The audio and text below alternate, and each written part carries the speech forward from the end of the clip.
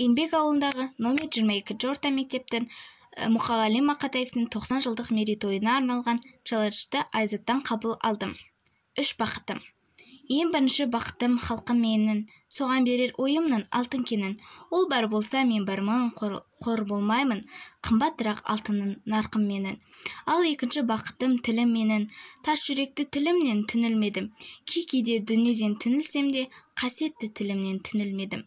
Бақытым бар үшінші отан деген, Құдай деген кім десе отан дерім.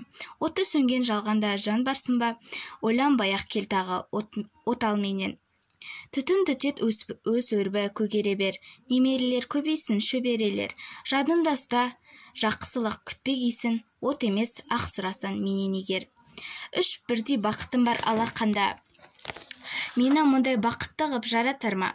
3 күн нұрын төккен аспанынан, Атырау Алтай арқа Алатауға. 5-ші Б сынып оқушысы Балқаш Аминаға жолдаймын.